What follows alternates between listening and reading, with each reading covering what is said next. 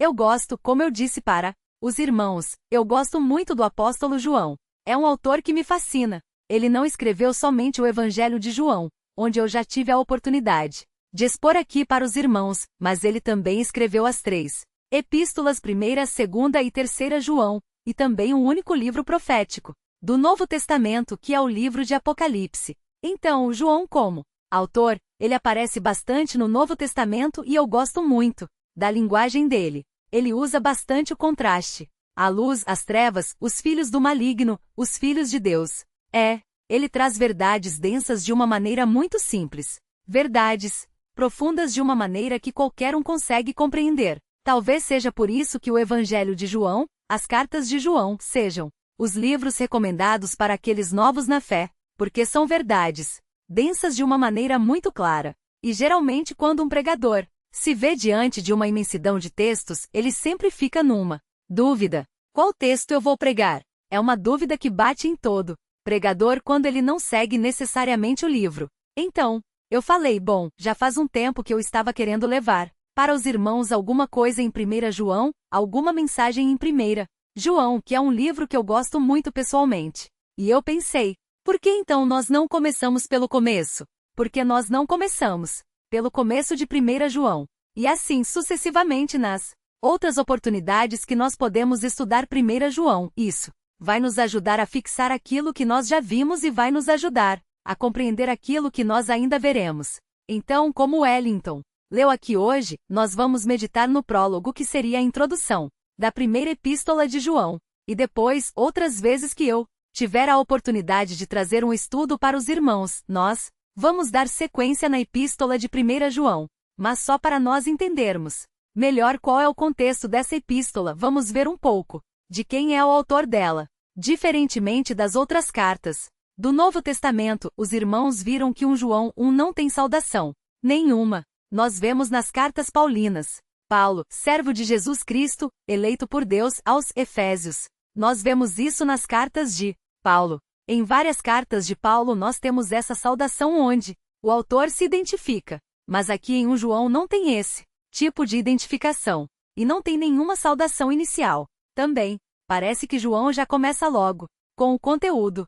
Sabe aquele professor que no primeiro dia de aula já dá matéria? Esse é João. No primeiro versículo João já coloca a matéria para a gente estudar aqui. E quando nós lemos os primeiros versículos, nós vemos que João foi uma testemunha ocular de tudo que ele vai narrar, de tudo que ele narrou no Evangelho, e de tudo que ele vai discorrer aqui nessa epístola. Mesmo que o autor não se identifique como João, os pais da igreja, a tradição cristã e até mesmo os estudiosos atribuem sem sombra de dúvida a autoria dessa epístola ao apóstolo João.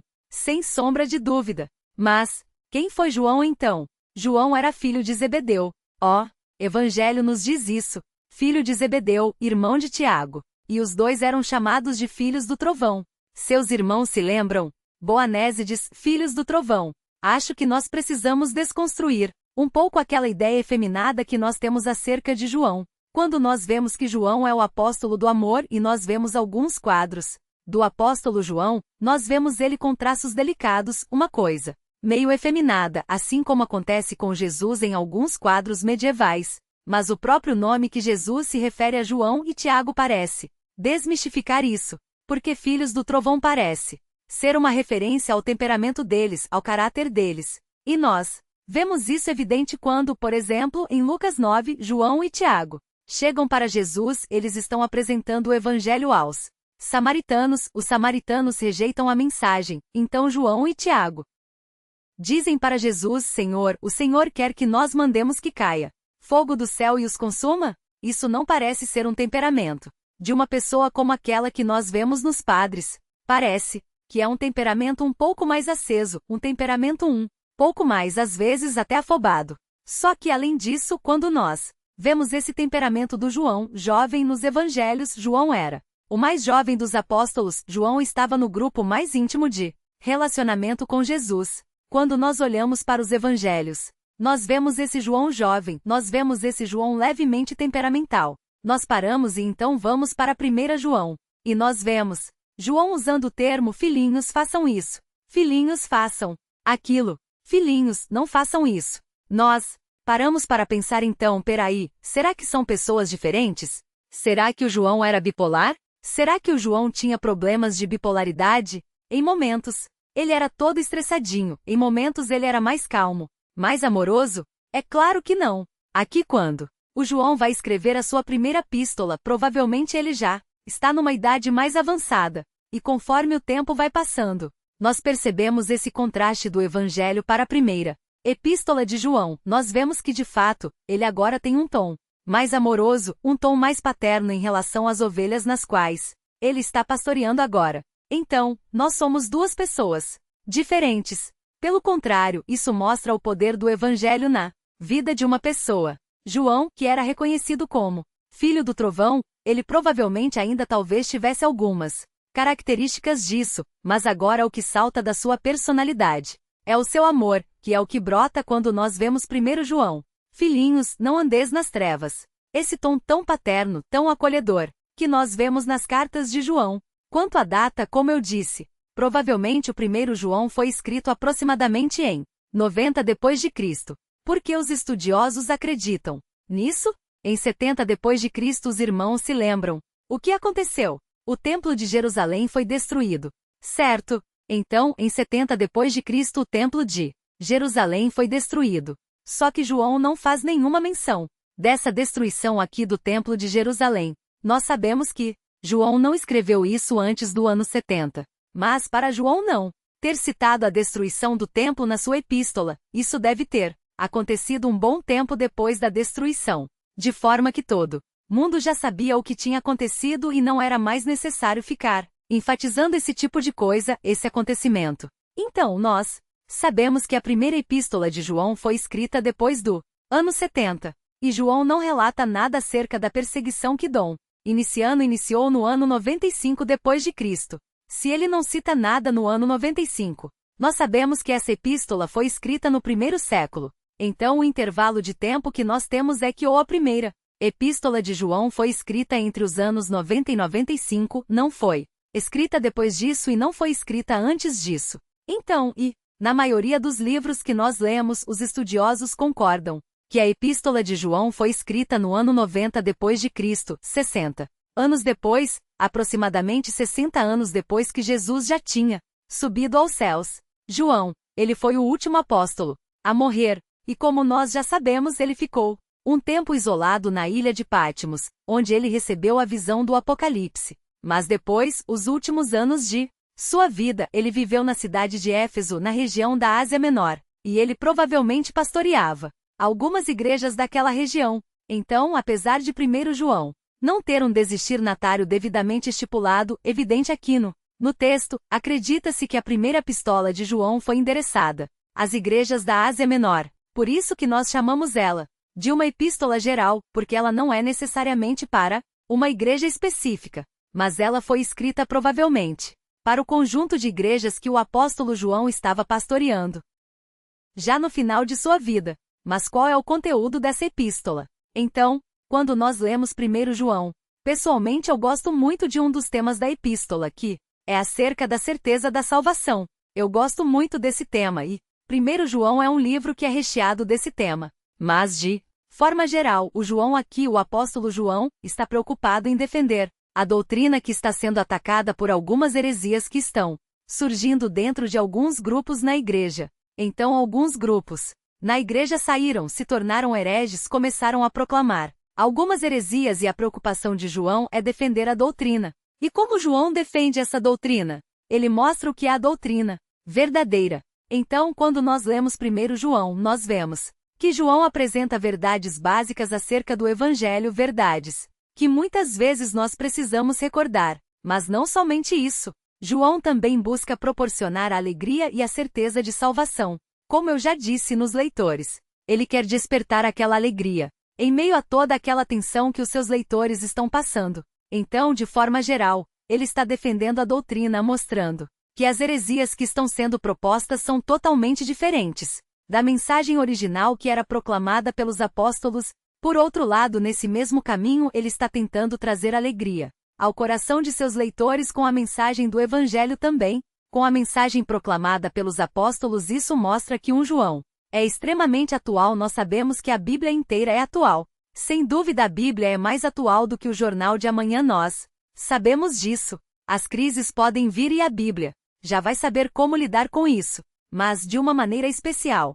1 João é importante porque nós vemos que hoje diversas heresias têm surgido e muitas vezes você olha a fonte dessas heresias e você vê uma placa de denominação cristã nela. Você tem várias heresias e você vê lá Igreja Batista, Igreja Presbiteriana, e você vê mentiras sendo contadas de púlpito, mentiras que não condizem com o Evangelho, e você olha e fala: esses homens eram do nosso meio e eles agora estão proclamando mentiras.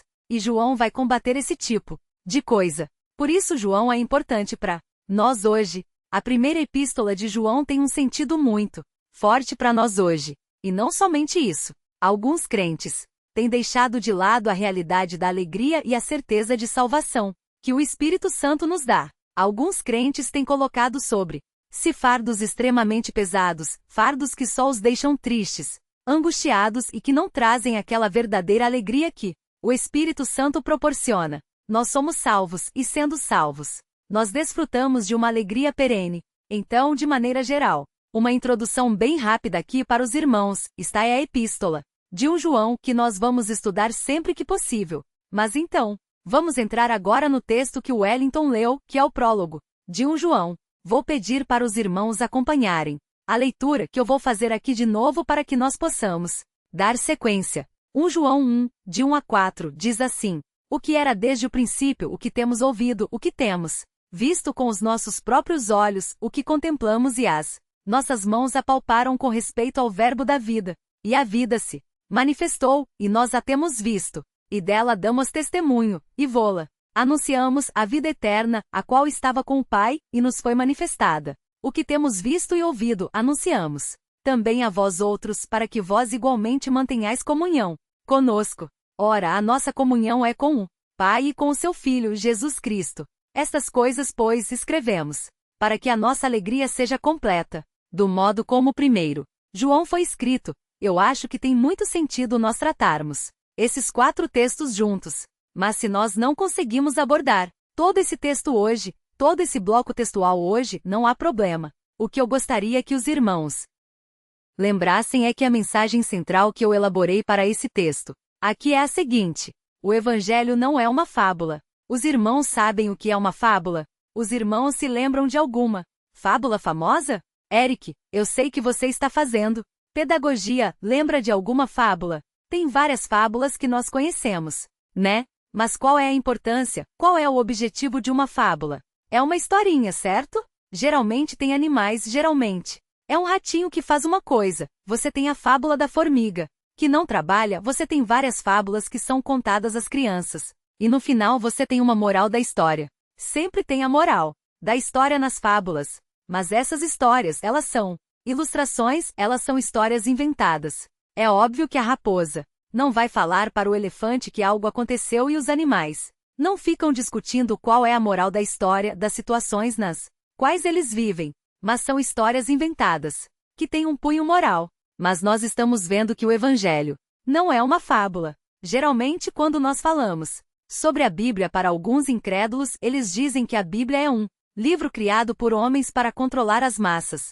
Eu já vi isso várias vezes, diversas. A Bíblia foi um livro manipulado. A Bíblia só serve para controlar as massas na Idade Média. Todo mundo controlava, a Igreja Católica controlava o mundo todo através da Bíblia, mas isso é mentira. Isso é totalmente mentira. Esse ataque não tem fundamento nenhum, porque a Bíblia não foi inventada. Fábulas são inventadas, mas o Evangelho não é inventado. Dessa forma, a nossa mensagem central, como eu disse, é que o Evangelho não é uma fábula, e eu vou apresentar para os irmãos, baseado nessa mensagem central, 3 elementos do Evangelho que mostram a diferença entre a mensagem apostólica, a mensagem salvífica, a mensagem do Evangelho e a fábula. Uma fábula. Nós vamos ver que o Evangelho não é uma fábula, baseado no que João está dizendo aqui nos primeiros versículos. E o primeiro elemento do Evangelho é o fato. Fato. F-A-T-O. O Evangelho é um fato. Como nós vemos isso no texto que nós lemos? Vejam de novo os versos 1 e 2.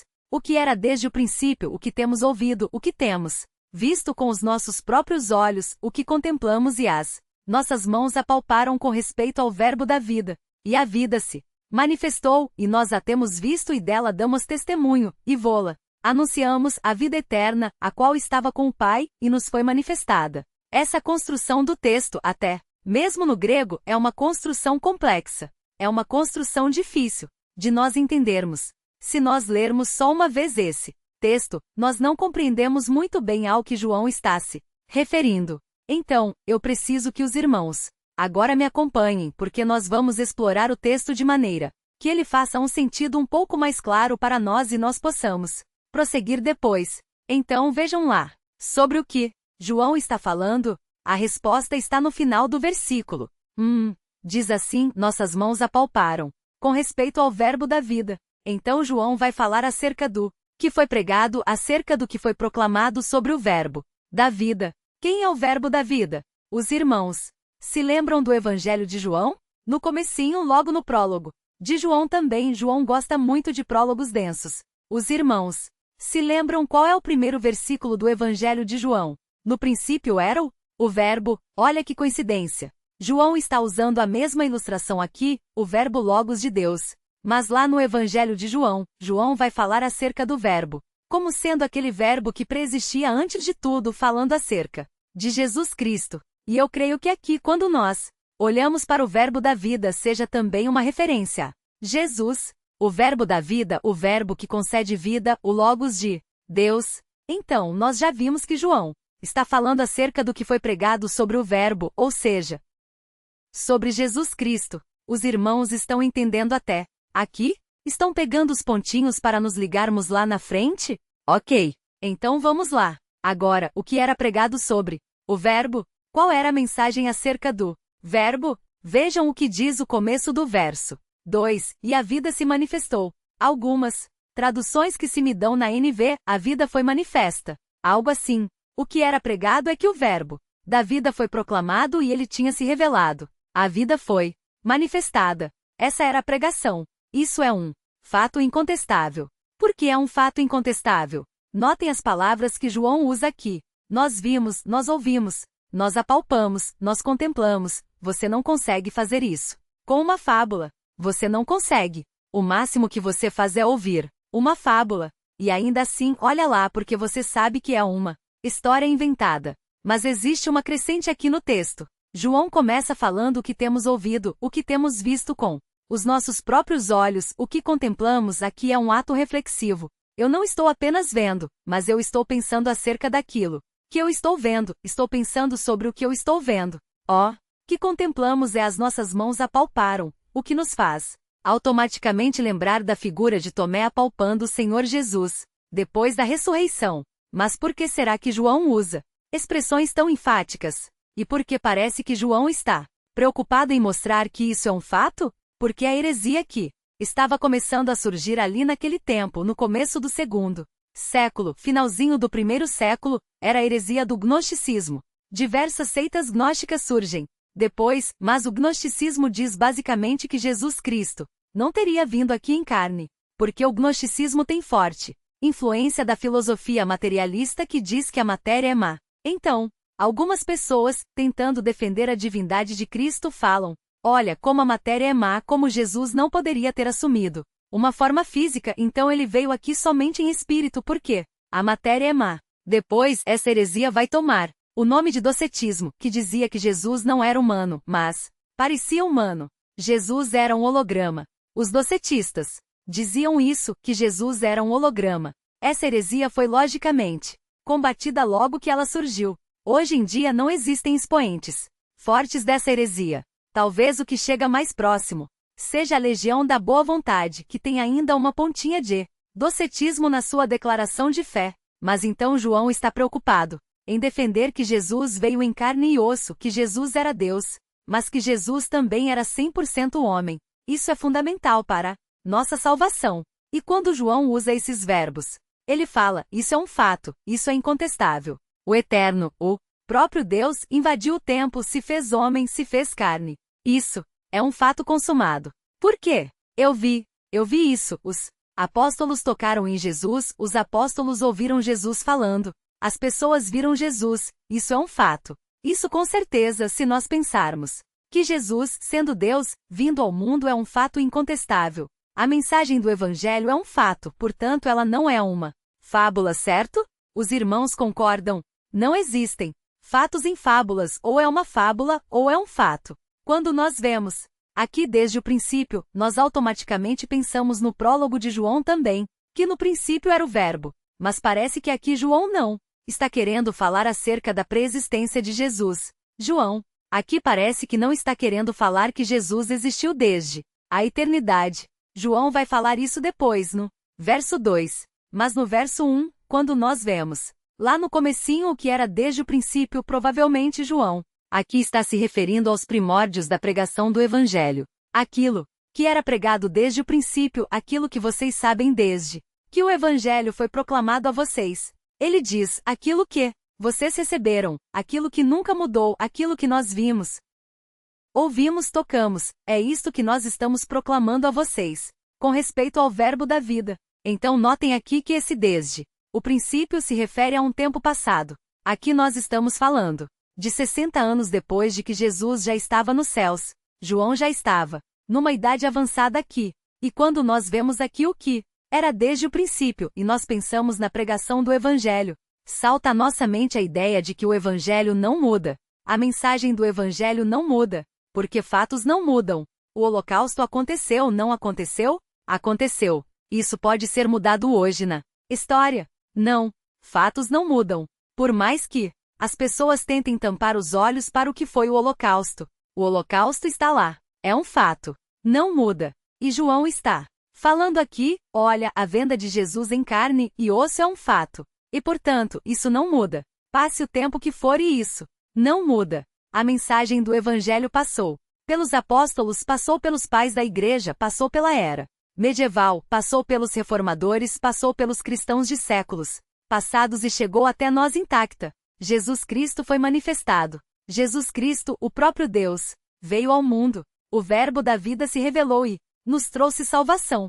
Esta é a mensagem que foi proclamada desde o princípio. E é um fato, porque João está falando, eu vi, eu e os apóstolos e muitas outras pessoas vimos essa verdade com os nossos próprios olhos. A história é feita de fatos. E por mais que as pessoas tentem apagar o Evangelho da cabeça delas, elas não apagam a realidade do Evangelho da história. Por mais que as pessoas se incomodem com a mensagem do Evangelho, o Evangelho está lá. A realidade do Evangelho permanece lá intocada porque ela não muda. Ela é um fato. Assim, o Evangelho não é uma fábula. É interessante ver que parece que Pedro, o apóstolo Pedro, colega de João, ele também fala um pouco acerca disso. Vejam o que diz 2 Pedro 1,16. Virem um pouco as páginas da sua Bíblia. Vamos ver o que diz 2 Pedro 1,16. Nós não podemos apagar o Evangelho. E o Evangelho não pode ser mudado. Por ser um fato, ele é do jeito que ele é. O Evangelho é da forma que ele foi pregado pelos apóstolos e assim deve ser até os tempos de hoje. E esse é o primeiro elemento do Evangelho. O Evangelho é um fato. Isso mostra que ele não é uma fábula. Mas vejam o que diz 2 Pedro 1, o verso 16. Porque não vos demos a conhecer o poder e a vinda de nosso Senhor Jesus Cristo seguindo fábulas engenhosamente inventadas, mas nós mesmos fomos testemunhas oculares da sua majestade. Notem, Pedro aqui está usando a minha palavra fábulas. Acho que foi eu que peguei de Pedro, não o contrário. Mas Pedro aqui está usando fábulas. Ele está falando, nós não seguimos fábulas engenhosamente inventadas, mas nós somos testemunhas oculares do poder de Jesus que foi manifestado. Nós somos testemunhas oculares. Contra fatos há argumentos. Eu diria o ditado, não? Contra fatos não há argumentos. O Evangelho é um fato. Pedro está falando aqui, nós vimos. Ele está em coro com o apóstolo João, em coro com todo o grupo apostólico, em coro com os pais da igreja, em coro com os reformadores que estão dizendo que o Evangelho é um fato. O Evangelho não é uma fábula, ele não foi inventado, porque ele aconteceu. A mensagem central Evangelho não é uma fábula. Muito fraco, achei os irmãos. Dessa vez eu não vou falar. Só vou falar e os irmãos terminam. O Evangelho não é uma fábula. Muito bem. Vamos voltar agora para 1 João, então. Vamos voltar para o capítulo 1. O primeiro elemento que nós vimos é que o Evangelho é um fato. O Evangelho é um fato, aconteceu. O segundo elemento da proclamação do Evangelho está no versículo 3. Nós já vimos que a vida aqui se refere ao próprio Jesus Cristo. O verbo da vida se refere ao próprio Jesus Cristo. E o versículo 3 diz assim: o que temos visto e ouvido anunciamos também a vós outros, para que vós igualmente mantenhais comunhão conosco. Ora, a nossa comunhão é com o Pai e com o seu Filho, Jesus Cristo. Quando nós lemos comunhão, nós, geralmente pensamos numa realidade social. Nós aqui estamos em comunhão. Mas eu acho que João não está preocupado necessariamente com esse tipo de comunhão aqui. João parece estar pensando numa comunhão como uma realidade espiritual. Porque ele fala, isso foi proclamado para que vocês tenham comunhão conosco, e a nossa comunhão é com o Pai e com o seu Filho Jesus Cristo. Então tem uma realidade espiritual aqui. Quando nós lemos comunhão conosco, talvez um sentido mais próximo a nós seria assim como nós. A mesma comunhão que nós temos, vocês tenham também. A mensagem do Evangelho não ficaria ali entre o grupo apostólico. A mensagem do Evangelho transcenderia gerações, iria para todas as gerações. Isso traria uma comunhão intensa. Mas essa comunhão é baseada, acima de tudo, na comunhão que nós temos com o Pai e com o Filho. Então, quando nós vemos aqui que João está falando, olha, nós estamos proclamando isso para que vocês tenham comunhão conosco, ele diz logo em seguida, e a nossa comunhão é com o Pai e com o Filho. Então parece que comunhão aqui tem um sentido de salvação. Os irmãos conseguem visualizar isso aqui? Comunhão como um sentido de salvação? João está falando que nós estamos proclamando o Evangelho para que vocês tenham comunhão com o Pai e com o Filho, assim como nós também temos. E, consequentemente, envoltos pelo amor de Deus, nós tenhamos comunhão uns com os outros. De forma geral, eu creio que o Evangelho trata em linhas gerais, claro, de uma forma bem objetiva, trata do relacionamento entre Deus Santo e o homem pecador. Os irmãos concordam? A mensagem do Evangelho é essa: Deus é santo, nós somos pecadores. E Jesus Cristo veio ao mundo para morrer pelos nossos pecados, levando assim a nossa culpa. E quando nós vemos que João está falando que a mensagem do Evangelho, aquela que é pregada desde o início, essa mensagem nos traz comunhão com Deus, eu creio que esteja aí um elemento essencial do Evangelho. Um propósito da proclamação da mensagem do Evangelho, que é restaurar a nossa comunhão com Deus. Antes nós estávamos separados de Deus pelos nossos pecados. Isso é uma realidade. Mas através de Jesus Cristo nós somos reconciliados. Isso nos traz comunhão com Deus. Isso nos traz para aquele patamar de relacionamento com o nosso Criador. Então eu creio que quando o apóstolo João vai falar aqui sobre que vocês tenham comunhão conosco e a nossa comunhão é com o Pai e com o seu Filho, tem um sentido salvífico aqui. A comunhão com Deus aqui ela é estendida para a salvação. Afinal, nós não podemos ter comunhão com Deus a não ser pelo Evangelho, certo? É um tanto quanto óbvio. Nós não podemos ter um relacionamento com Jesus, um relacionamento com Deus a não ser pela aceitação dele como nosso Salvador. Fábulas não nos reconciliam com Deus, assim como mentiras também não nos reconciliam com Deus. E eu acho que esse conceito de relacionamento com Deus, esse conceito de comunhão com Deus estava muito nítido na cabeça de João. Vamos abrir lá no Evangelho de João, no capítulo 17. Vamos deixar essa história da comunhão com Deus um pouco mais clara. João, capítulo 17. Um versículo conhecido. E que mostra, enfatiza essa verdade, esse elemento da proclamação do Evangelho, esse elemento do Evangelho, que é a comunhão com Deus. O primeiro elemento é o fato. O segundo elemento é a comunhão com Deus. Vejam o que diz João 17, verso 3. E a vida eterna é esta, que te conheçam a ti, o único Deus verdadeiro, e a Jesus Cristo, a quem enviaste. Temos aqui o Pai, temos aqui o Filho. Então nós temos comunhão com o Pai e nós temos comunhão com o Filho. É um eterno conhecer a Deus. Quando temos comunhão com Deus, nós teremos uma comunhão eterna com Deus. Os crentes têm uma comunhão eterna com Deus. Um dia estaremos livres da presença do pecado em comunhão com Deus e nós vamos conhecer acerca dele e acerca de Jesus Cristo, a quem ele enviou, a quem o texto de João diz que é o verbo da vida, aquele que concede vida aos crentes. Se as fábulas não nos reconciliam com Deus, se as mentiras não nos reconciliam com Deus, como está a situação daqueles que seguem seitas? Como muitas pessoas estavam começando a seguir aqui o gnosticismo na época de João. Os adventistas seguem Ellen White. As testemunhas de Jeová, eles têm a Bíblia própria deles, mas o mentor deles é Charles Russell. Os mormons creem em Joseph Smith. Os neopentecostais de Macedo, Valdomiro, Reis, Soares e por aí vai. Tantos nomes. Os irmãos acham que esses homens, todos esses homens de seitas ou linhas neopentecostais, os irmãos acham que esses homens proclamam a verdade que estava lá desde o início, ou os irmãos acham que eles pregam fábulas? O que os irmãos acham? Eu senti muita firmeza no que os irmãos falaram. Fábulas ou a verdade? Fábulas. Mentiras. Totalmente mentiras. Totalmente. O neopentecostalismo diz que nós não teremos mais dificuldade se formos crentes. A Bíblia diz isso? Não. Pelo contrário. A Bíblia fala que por ser crente amigo você vai ter vários problemas. Vários. Você não vai estar sozinho nos seus problemas, mas você vai ter problemas. Então eles deturparam. Inventaram uma história deles.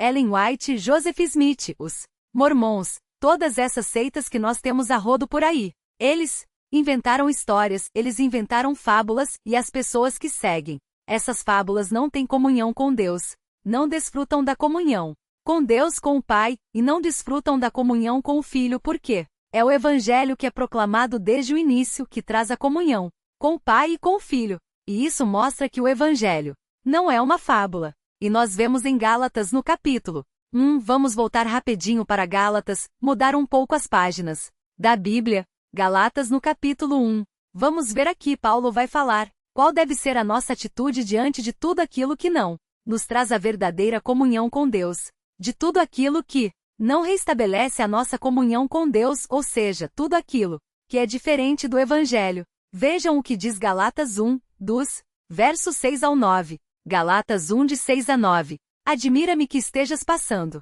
tão depressa daquele que vos chamou na graça de Cristo para outro evangelho, o qual não é outro, senão que há alguns que vos perturbam e querem perverter o evangelho de Cristo. Mas ainda que nós, ou mesmo um anjo vindo do céu vos pregue evangelho que vá além do que vos temos pregado, seja anátema. Assim como já dissemos.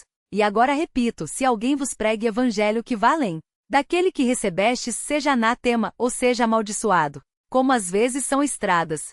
Qual deve ser a nossa atitude diante de pessoas que proclamam um evangelho fabuloso, um evangelho mentiroso, algo totalmente diferente daquilo que os apóstolos pregaram? Qual deve ser a nossa atitude? Rejeitá-los, amaldiçoá-los, saiam daqui. Esta não é a mensagem que os apóstolos pregaram, e por isso esta mensagem não traz reconciliação com Deus. Vocês não terão comunhão com Deus e com Jesus Cristo acreditando nesta mentira. E João está falando: olha, se vocês crerem nas mentiras que estão sendo pregadas por aí, vocês não terão comunhão com Deus, porque o único modo de nós nos reconciliarmos com Deus é através da mensagem original do Evangelho, aquela mensagem que atravessou os tempos imutável até hoje e chegou até nós e transformou as nossas vidas. A mensagem central é que o Evangelho não é uma fábula. O Evangelho não é uma história inventada. O Evangelho não foi fruto de um concílio, onde homens maliciosos decidiram se encontrar e escrever um best-seller que mudaria a história do mundo. Não, o Evangelho não é isso. O Evangelho não é uma historinha com uma moral, de forma alguma. Pelo contrário, o Evangelho, as Escrituras nos apresentam a moral em si, o padrão moral, que é o próprio Deus. Mas isso não foi inventado. Nós vemos o texto de 1 Pedro, que diz que não seguimos fábulas engenhosamente inventadas. E mais pra frente, nos versos 21 e 22, Pedro vai dizer que nenhuma profecia veio da vontade humana, mas os homens falaram da parte de Deus, impelidos pelo Espírito Santo. Homens não inventaram o que está escrito aqui. Nenhum homem poderia inventar isso que está escrito aqui. Que homem escreveria tamanha condenação para si mesmo? Que homem escreveria para si mesmo um afastamento total de Deus, que é santo, do Deus santo? Que homem faria isso? Nenhum, porque o Evangelho não é uma fábula. Isso é evidenciado, de acordo com o que nós estamos vendo aqui no texto de 1 João. Isso é evidenciado pelo Evangelho ser um fato. Testemunhas oculares viram aquilo. O próprio João viu aquilo. É algo incontestável. E também, porque apenas o Evangelho traz verdadeira comunhão com Deus. Mas como eu disse, existe um terceiro ponto. 3 pontos. O primeiro é o fato. O segundo é a comunhão com Deus. E o terceiro está no verso 4. A alegria perene, a alegria completa, a alegria que não precisa de mais nada para ser alegria. Vejam o que diz o verso 4. Estas coisas, pois, vos escrevemos, para que a nossa alegria seja completa. Eu acho curioso aqui como João deixa transparecer qual era o seu desejo em relação às suas ovelhas. Nós vemos isso nas epístolas de Paulo, sem dúvida, Paulo evidenciando: olha, eu quero que vocês façam isso, eu quero que vocês façam aquilo, mas parece que nós estamos vendo o coração de João aqui. João está falando: nós proclamamos isso para vocês, os apóstolos proclamaram isso que chegou aos ouvidos de vocês, é tudo aquilo que nós vimos e nós proclamamos, para que vocês tivessem comunhão com Deus e que dessa forma a nossa alegria seja completa. Quem será que esse nossa quem? Será que estava junto com João? Será que eram os apóstolos? Alguns estudiosos da Bíblia falam que essa expressão, para que a nossa alegria seja completa, esteja se referindo aos apóstolos. De fato, com certeza os apóstolos, o grupo dos líderes da igreja, sentiriam-se alegres em ver as suas ovelhas seguindo a orientação do Senhor, seguindo o evangelho verdadeiro, sem dúvida. Pregadores, pastores, líderes e jovens, todos se regozijam, têm uma alegria intensa quando olham para a vida das suas ovelhas e veem elas andando em retidão ou em santidade, sem dúvida alguma. Mas aqui eu creio que o apóstolo João esteja incluindo os seus leitores também. Não é para que a nossa alegria somente seja completa, mas para que a nossa alegria seja completa. A base dessa alegria está na comunhão com Deus. Quem não tem comunhão com Deus, seguindo a sequência do versículo, não pode ser alegre, porque é somente através da comunhão com Deus que nós temos uma alegria completa. Imaginem a situação, o contexto no qual esses irmãos aqui de 1 João estavam inseridos. Os irmãos das igrejas da Ásia Menor. Dentro da igreja deles, estavam saindo pessoas que se diziam crentes, mas estavam proclamando mentiras. Eles começaram a ficar tensos. O que será que vai acontecer agora? Como que eles eram dos nossos, saíram e estão proclamando algo que é totalmente diferente daquilo que nós ouvimos?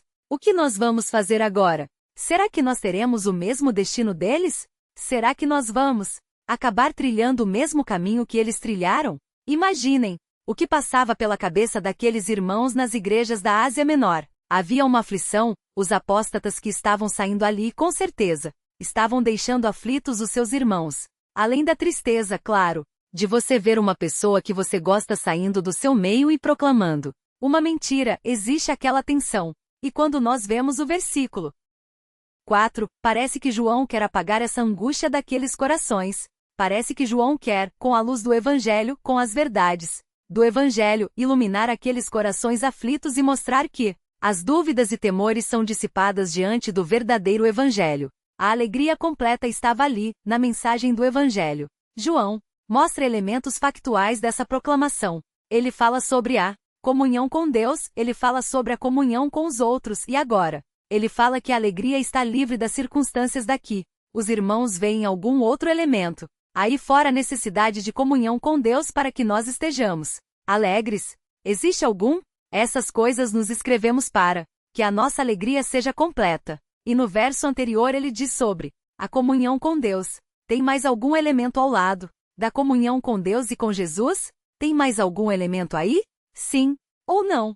Não? Acho que os irmãos não estão prestando atenção. Tem mais algum elemento aqui? Não. Agora vejam, quando nós olhamos para a mensagem do Evangelho e nós adicionamos qualquer coisa a ela, as pessoas conseguem ser alegres de alguma forma. Os irmãos se lembram de algum caso onde isso aconteceu na Bíblia. Nós vemos Paulo refutando o legalismo. Os irmãos se lembram do legalismo? Era um monte de regrinhas ao cumprimento da lei judaica que era tido como elemento para a salvação. E Paulo fala: olha, isso não está certo. E aqui João está falando que a proclamação do Evangelho, a comunhão com Deus é a base para uma alegria completa. Você não precisa de mais nada para ter essa alegria. Você não precisa de mais nenhum elemento a não ser a comunhão com Deus. Será que João acreditava nisso? Pense na história do apóstolo João. Ele era o último dos apóstolos que estava vivo. Ele já tinha uma idade avançada, mesmo 60 anos depois de tudo. Aquilo que ele viveu com o Senhor Jesus, ele ainda tinha vivo na sua mente tudo o que ele tinha visto, tudo o que ele tinha contemplado. Os milagres de Jesus, ele ainda tinha vivo isso com ele. Ele foi exilado na ilha de Pátios. Ele provavelmente deve ter sofrido outros tipos de perseguição.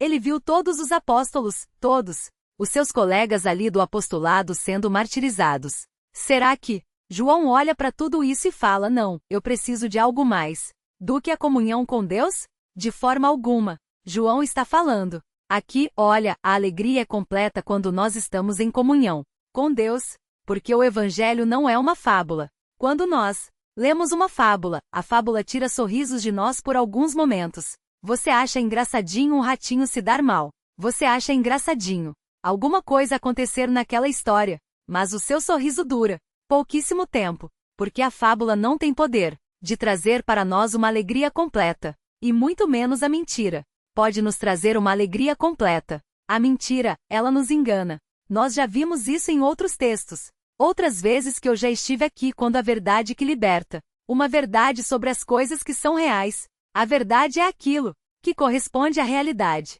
Qualquer mentira é algo que não corresponde à realidade. Portanto, não nos liberta da nossa condição pecadora e não restaura o nosso relacionamento com Deus, e assim não nos traz alegria. Eu acho que muitas vezes nós esquecemos que os cristãos não são bobos alegres. Cristãos não ficam rindo à toa, mas o cristão verdadeiro, ele desfruta de um relacionamento tão intenso com Deus que não importa a situação na qual ele está, ele sabe que o seu coração está alegre no Senhor. Ele pode não entender os motivos de Deus, mas ele sabe que Deus é bom, e isso alegra o seu coração. Ele pode não entender o porquê aquilo está acontecendo. Ele pode se arrepender amargamente por um pecado que ele cometeu. Aquilo pode esmagá-lo como aconteceu com Davi, mas ainda assim, ele sabe que o Senhor é bom, que quando nós nos arrependemos, o Senhor nos perdoa e a alegria nos é restaurada em nossos corações. O crente é alguém que tem todos os motivos do mundo para estar alegre. Os outros não. Os não crentes não têm, pelo contrário. Os não crentes só têm motivo para se desesperarem, porque eles não têm comunhão com Deus. E sabe qual é o problema de não ter comunhão com Deus? Você vai ficar eternamente longe de Deus, mas não é somente longe numa salinha bonitinha lá. A própria ausência da presença de Deus já é um martírio intenso. Todos nós já estávamos nessa condição, mas pela proclamação do Evangelho, nosso relacionamento com Deus foi restaurado, e agora nós temos uma alegria perene, uma alegria completa. Mas quando nós olhamos para o verso 4, nós pensamos numa alegria presente, certo? Mas será que nós teremos uma alegria maior no futuro? Será que nós temos a certeza de que um dia nós estaremos livres da presença do pecado, em uma intensa e eterna comunhão com Deus e com Jesus? Como João, capítulo 17 diz, a vida eterna é conhecer a Deus e a Jesus Cristo, a quem enviaste. No futuro essa alegria será exponenciada. No futuro essa alegria será mais completa, digamos assim, se é que podemos dizer que será uma alegria mais completa. Mas a chama da esperança no futuro, o que o texto aqui diz? A alegria completa, ela se aplica agora para nós. Nós somos alegres, fomos libertos da nossa condenação, mas no futuro nós temos a certeza de que estaremos ao lado de Deus eternamente. Os irmãos se lembram da mensagem central? Dessa vez eu não vou falar nada, vamos ver se os irmãos lembram. Ao meu sinal, por favor. O Evangelho não é uma fábula. E nós vimos 3 elementos do Evangelho. Vamos lá, os irmãos se lembram? Recordação aqui. O primeiro elemento é que o Evangelho é um fato incontestável. O apóstolo João viu e de fato aconteceu. Não há como negar isso. O segundo elemento é a comunhão com Deus, que é o alicerce para a comunhão que nós temos também. E o terceiro elemento que nós vimos agora é a alegria. O nosso relacionamento com Deus, reestabelecido pelo poder do Evangelho, é agora motivo para os nossos corações transbordarem de alegria. Nós estamos de bem com aquele que nos criou. Nós estamos de bem com aquele que nos salvou. Nós temos um relacionamento com ele. Como eu disse, o primeiro episódio de João, ela é muito atual. A Bíblia inteira é, mas a primeira Epístola de João tem uma força muito grande, porque ela mostra, logo no começo, no primeiro versículo, na primeira sentença do versículo, que o Evangelho é imutável. Será que hoje, como eu já disse, as pessoas não deturpam a mensagem do Evangelho? Com certeza. E quando nós olhamos para isso, nós vemos que nós devemos rejeitar isso, mas nós precisamos tomar cuidado, porque muitas vezes essas mudanças na mensagem do Evangelho chegam atrás de nós através de modinhas evangélicas. Sabe aquelas modinhas evangélicas?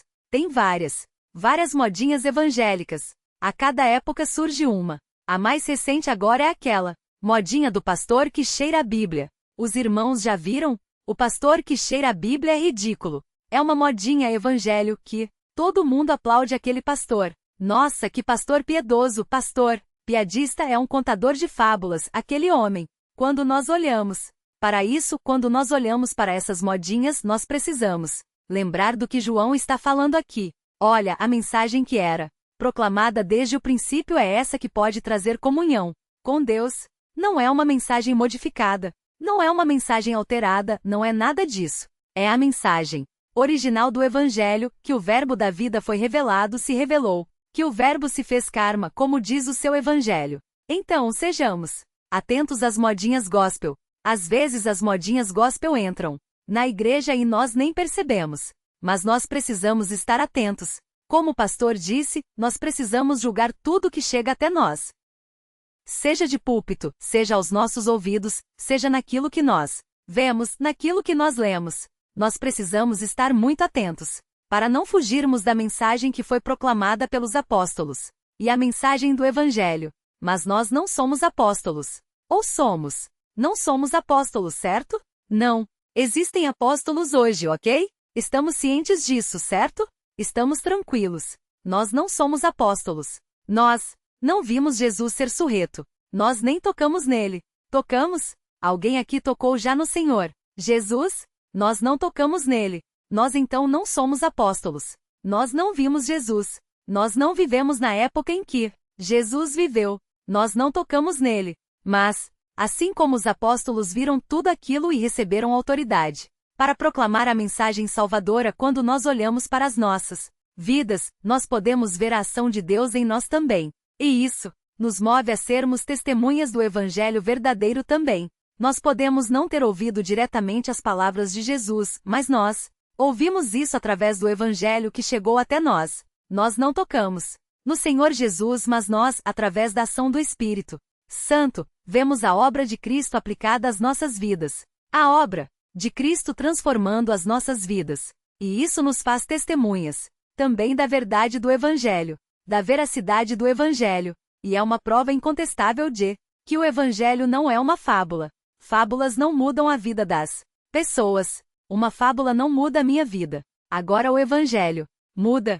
Sabe qual é um dos piores problemas para os incrédulos em relação à Bíblia? É porque nenhum outro livro causa tantas mudanças quanto a Bíblia. É um livro extremamente antigo, mais de 2000 anos atrás, mas até hoje ele ainda transforma vidas, ele quebra corações, ele faz com que as pessoas se dobrem diante do Senhor e do Jesus Cristo. Os incrédulos ficam loucos com isso. Como pode isso acontecer? Isso prova de que o Evangelho, assim como era um fato quando João estava escrevendo, é uma realidade hoje em nossas vidas, porque essa mensagem chegou intacta para nós. E não somente isso, nós testemunhamos acerca dela. Nós somos essas testemunhas. Nós estamos ao lado de João, ao lado de Pedro, ao lado dos mártires da igreja, ao lado dos pais da igreja, dos reformadores. Estamos juntos com todos estes homens proclamando que somente Jesus Cristo é o Salvador, que o Verbo se fez carne. E assim, nós provamos que o Evangelho não é uma fábula.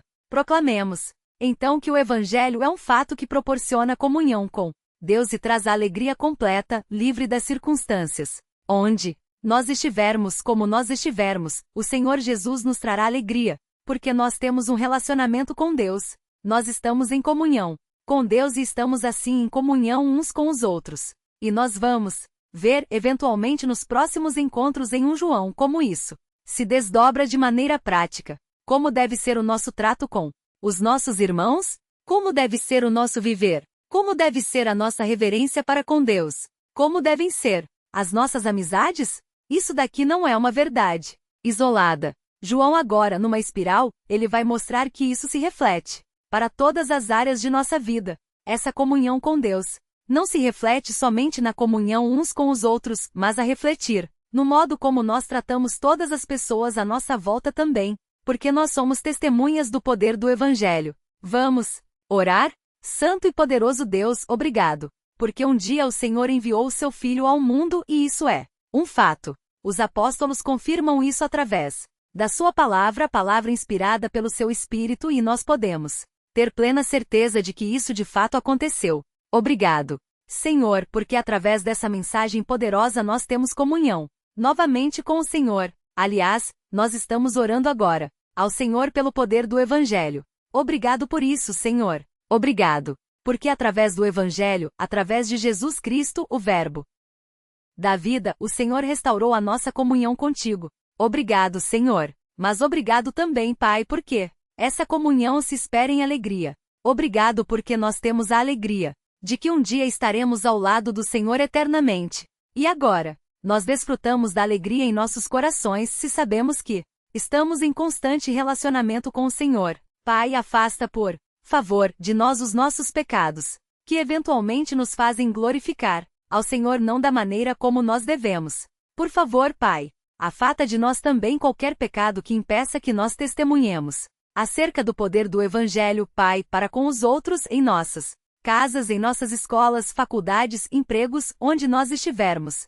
Pai, que o poder do seu Espírito que nos capacita mostre que o Evangelho é um fato em nossas vidas, que o pecado não apague. Para isso, por favor, Senhor, perdoe-nos pelas vezes que nós fraquejamos e, por favor, restaura-nos com a alegria que provém da sua salvação. Por favor, Senhor, arde em nossos corações o desejo de proclamar a tua palavra, a palavra verdadeira, o Evangelho verdadeiro, que somente ele traz salvação aos homens. Por favor, Senhor, ajude-nos a proclamar isso àqueles que creem em mentiras, que de acordo com a sua soberana vontade, eles possam ter os olhos abertos pela atuação do seu Espírito, e assim ver que fábulas não salvam, que somente o seu Evangelho tem poder para salvar. Essa é a nossa oração, o nosso agradecimento, porque um dia o Senhor nos comprou, o Senhor nos salvou. Em nome de Jesus nós oramos.